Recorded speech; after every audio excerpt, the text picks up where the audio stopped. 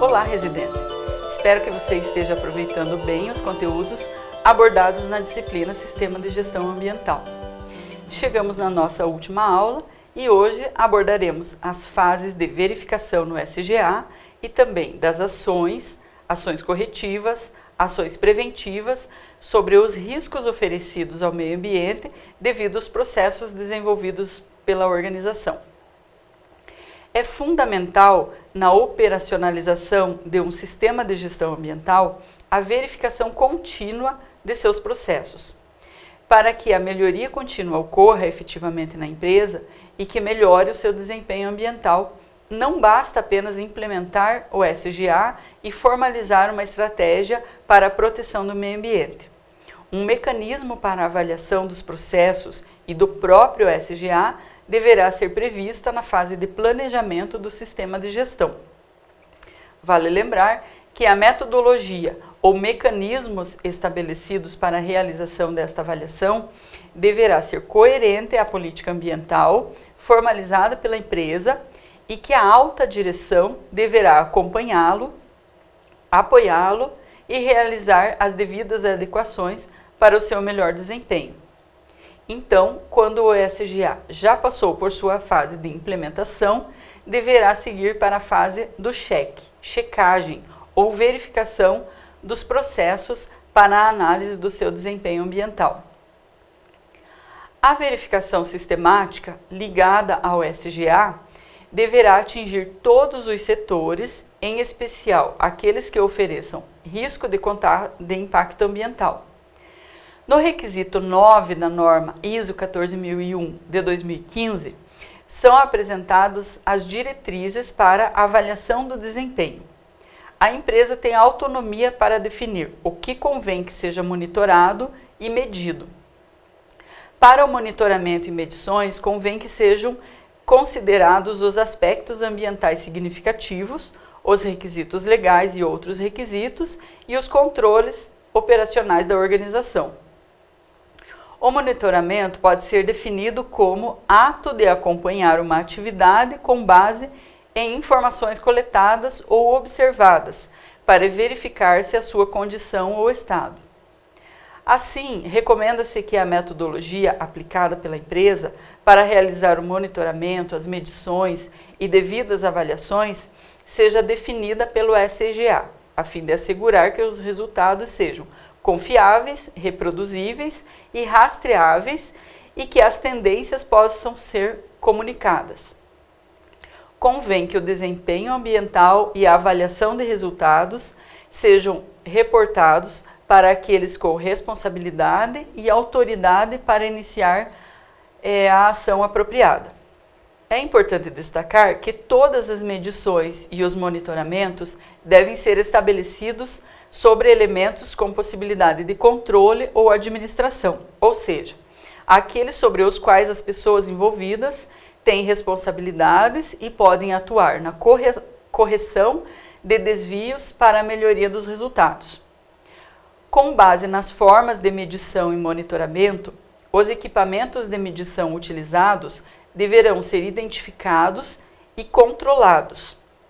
Essa exigência visa garantir que estejam adequados e com precisão exigida durante o uso, garantindo a confiabilidade das medições realizadas. O requisito 9.1.2 da norma ISO 14001 de 2015 diz que a frequência e a periodicidade das avaliações, do atendimento aos requisitos legais e outros requisitos podem variar dependendo da importância do requisito, das variações nas condições de operação, das mudanças dos requisitos legais e outros requisitos e do desempenho passado obtido pela organização. A empresa deverá estabelecer uma sistemática para a calibração, identificação, acondicionamento e manutenção dos instrumentos de medição, periodicidade das calibrações, incerteza máxima tolerada, ações a serem realizadas em equipamentos identificados com irregularidades e ações de mitigação ao meio ambiente em caso de uma ocorrência de impacto ambiental. Qualquer irregularidade ou não conformidade deverá ser corrigida, mesmo que não tenham resultado em um não cumprimento dos requisitos legais. O requisito 9.2 da norma recomenda que sejam realizadas auditorias internas. As auditorias são exames sistemáticos das atividades desenvolvidas na empresa ou em determinados setores, com o objetivo de verificar as conformidades e não conformidades que ocorrem no desenvolvimento dos seus processos cotidianos, sendo que as não conformidades indicadas durante as auditorias estarão sujeitas às ações corretivas apropriadas. Nesse mesmo requisito, a norma adverte que convém que os auditores sejam independentes da atividade a ser auditada, sempre que viável, e convém que todos os casos sejam livres de tendências e conflitos de interesse. Se a alta direção da empresa preferir, poderá contratar uma equipe de auditores externos para a realização das auditorias. Porém, como o valor empregado em auditorias externas é considerável, recomenda-se que sejam realizadas auditorias internas com maior frequência e auditorias externas quando for solicitado a certificação. Durante o planejamento para a implementação do SGA pela organização, já deverão ser planejadas as auditorias. Em especial, quando se busca a certificação, as fases de auditoria podem ser divididas em pré-auditoria de certificação, que é opcional, auditoria inicial, quando se realiza a avaliação dos pontos mais importantes no processo de certificação, a fim de evitar problemas mais graves na auditoria de certificação, propriamente dita, que é quando será dado o parecer para a recomendação da certificação. Quando a empresa já estiver certificada, recomenda-se que sejam realizadas auditorias internas ou as auditorias de manutenção, até o período da próxima recertificação. A recertificação deve ocorrer após expirar a validade da certificação, com o término do ciclo comum de certificação de 3 anos. O ciclo de gestão na empresa deve ser um sistema ativo. Dessa forma, um programa de auditorias com períodos pré-determinados deve ser planejado. Esses períodos poderão ser anuais ou semestrais a critérios da empresa. O SGA da empresa deverá ser intensamente ligado à auditoria ambiental, pois para o andamento do SGA, com vistas na melhoria contínua e no melhor desempenho ambiental, dependerá dos resultados obtidos durante a realização da auditoria. A auditoria ambiental interna é considerada como um instrumento de gestão ambiental e pode ser visto como um pilar para o SGA. A auditoria interna deve ter como objetivos averiguar se as atividades estão de acordo com as disposições planejadas e ou estabelecidas previamente pela equipe gestora, conferir se as atividades foram implementadas com eficácia, examinar se as atividades estão sendo adequadas aos aspectos ambientais identificados e às metas estabelecidas e verificar possibilidades de melhorias, além de registrar todas as conformidades e não conformidades identificadas. A auditoria, contudo, não terá o objetivo de punir culpados, mas estabelecer as ações corretivas que melhorem o sistema com os devidos prazos estabelecidos cumpridos. Toda auditoria deverá apresentar 3 fases que contribuirão para o seu bom desenvolvimento. A primeira fase é o planejamento da auditoria, chamada de pré-auditoria, onde serão delineados os setores que serão auditados, a equipe auditora, o responsável do setor que irá acompanhar a equipe auditora, a metodologia que será empregada durante a verificação, o cronograma e a previsão de despesas para sua realização. A segunda fase é a auditoria propriamente dita, onde serão realizadas as visitas de verificação dos processos, requisitos legais e demais requisitos. E a terceira fase é a da elaboração do relatório, onde serão apontadas as conformidades, não conformidades e sugeridas as ações corretivas.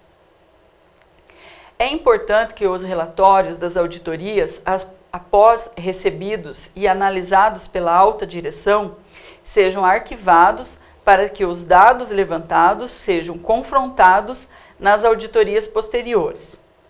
Ao considerar os resultados das auditorias anteriores, convém que a organização inclua as não conformidades identificadas previamente e a eficácia das ações tomadas, bem como os resultados das auditorias internas e externas. O requisito 9.3 da norma ISO 14001 de 2015 recomenda que a análise crítica seja realizada pela direção da empresa. Não precisa ser uma análise crítica exaustiva, com informações detalhadas, e nem analisar todos os tópicos de uma vez. Essa análise crítica poderá ocorrer durante um período de tempo, atendida como parte das atividades regulares programadas da gestão, como reuniões gerenciais ou operacionais. Ela não precisa ser uma atividade separada.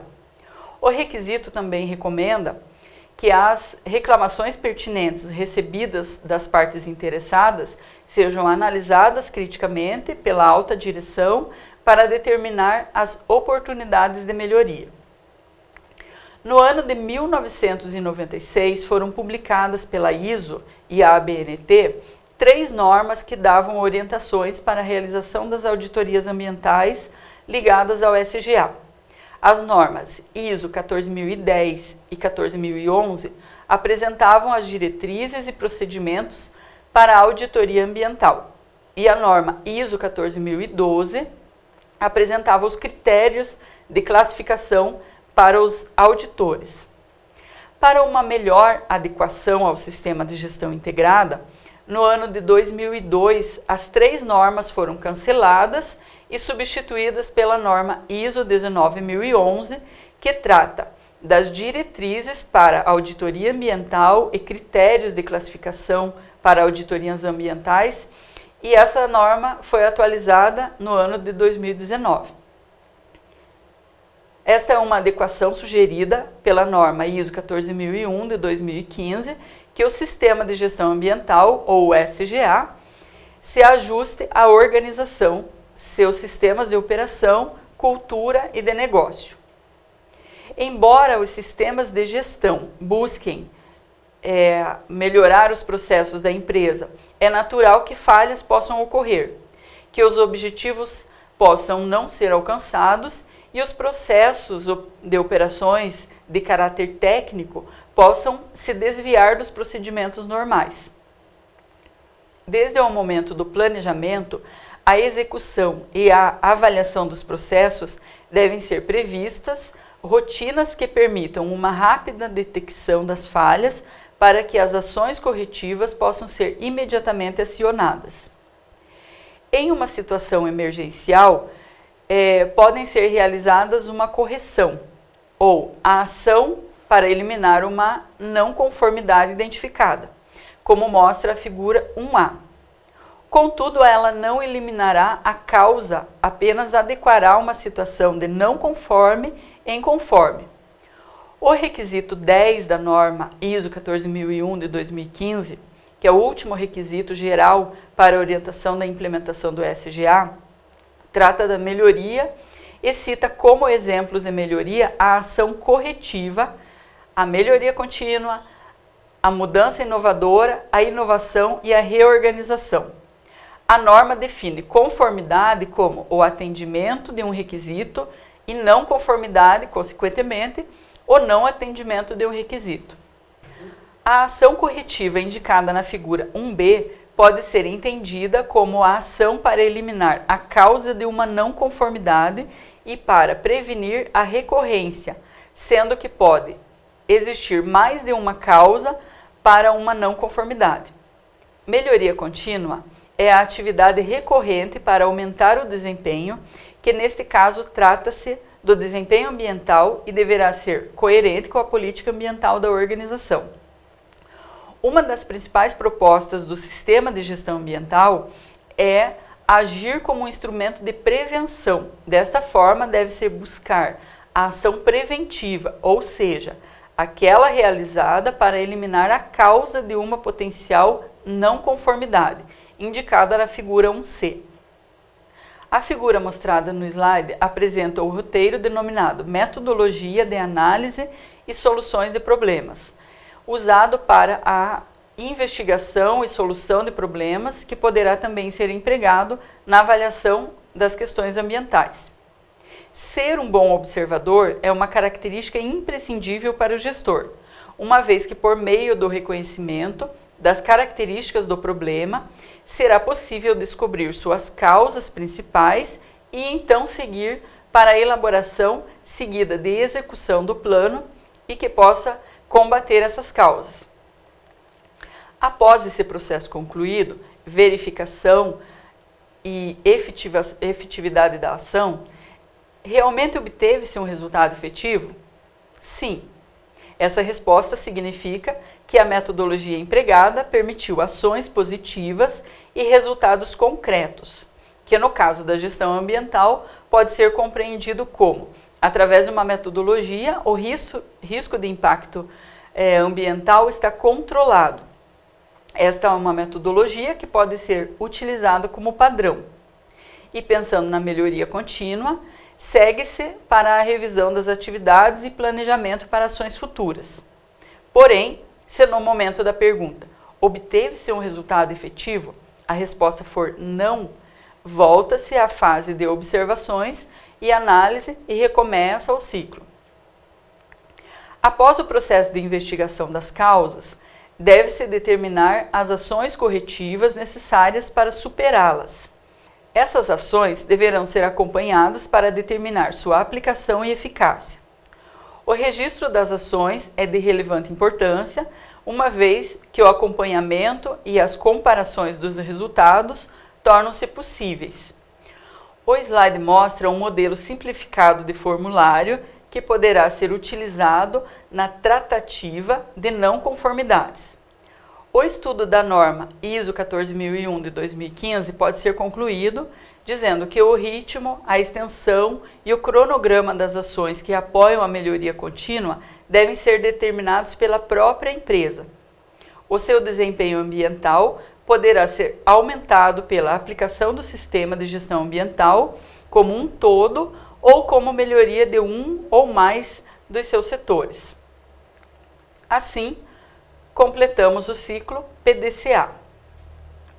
Espero que você tenha compreendido os benefícios da implementação de um sistema de gestão ambiental na organização e que a compreensão da norma ISO 14001 contribua para a sua atuação profissional, assim como sinta-se apto a desenvolver iniciativas de controle e prevenção da poluição, buscando as melhorias contínuas como parte da sua rotina na gestão ambiental.